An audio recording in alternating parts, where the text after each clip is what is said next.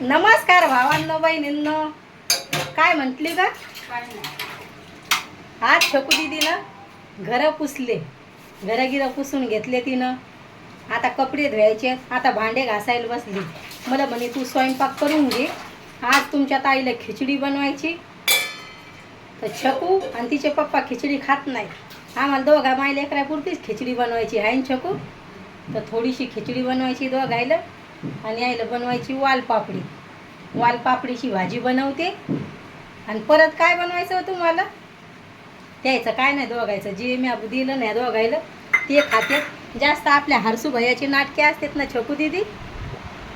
हा, हरसू भैयाचे नाटके असते जास्त.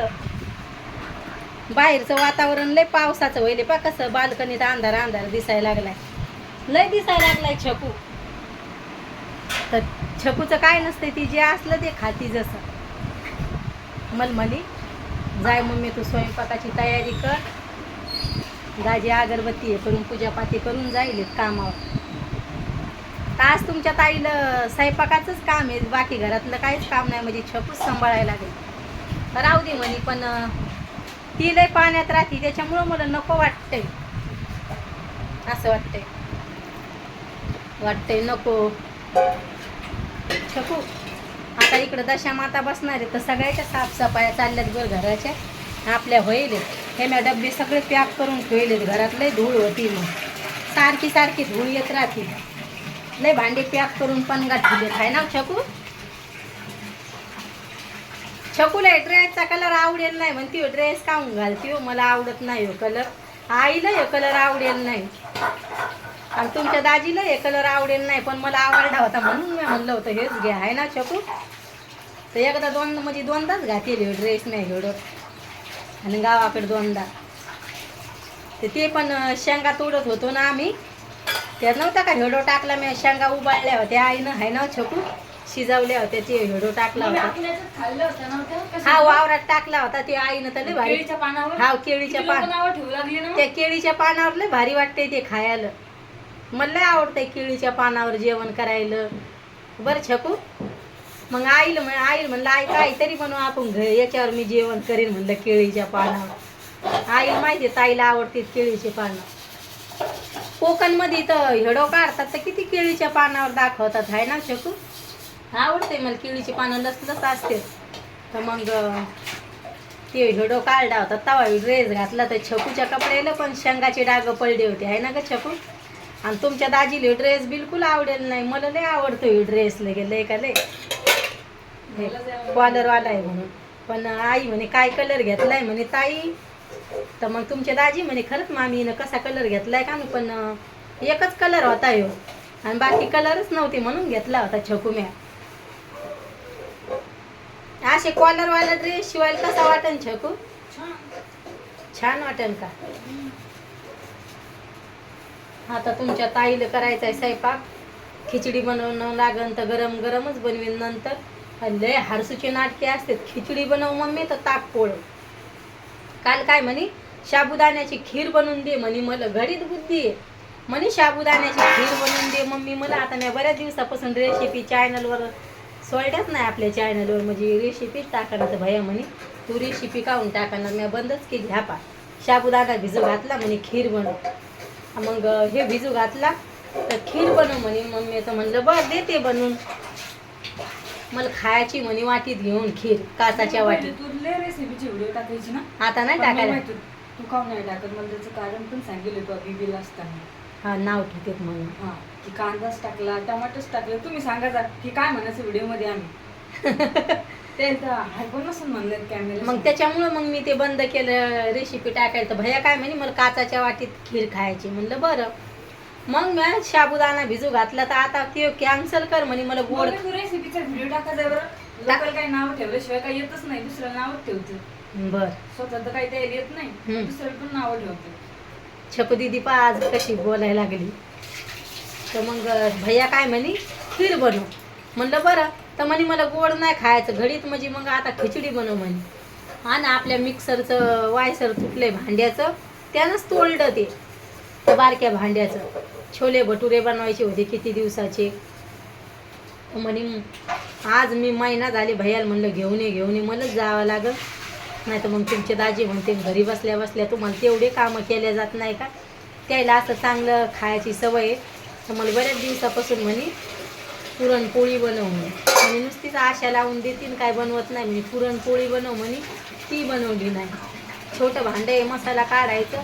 तर भैयाला काय ते मला आणून देऊ वाटाणा मिक्सरचं व्हायचं आणि मला छोले भटुरे बनव म्हणे, ते राहिले. छकू दिदी म्हणे मला मिसळ पाव खायची मम्मी, पण आपल्या भैया ते मला मिक्सरचं व्हायचंच आणून द्यायना. छोट्या भांड्यात मसाला निघतोय त्याच्यामुळं मिसळ पाव बनवायची ते राहून गेलं. म्हणजे मसाला काढायला पाहिजे ती भाजी बनवायला. आता मी दिवाळीला जर गेले ना, कदाच भैयाला सुट्टी नाही, वाराईचं वर्ष आहे म्हणून माझ्या भाषा सगळे वाट पाहायला लागले. बऱ्याच दिवस आहे दिवाळीला बाकी, तरी पण बाबा म्हणे 5-6 दिवस जर सुट्टी असली ती मी भेटीला या म्हणे दिवाळीचे. माझी भाषी पण लई विचारायला लागली आते तू दिवाळीला येशील का नाही. तर मी त्याला मस्त जेवण बनवून खाऊन घालीन.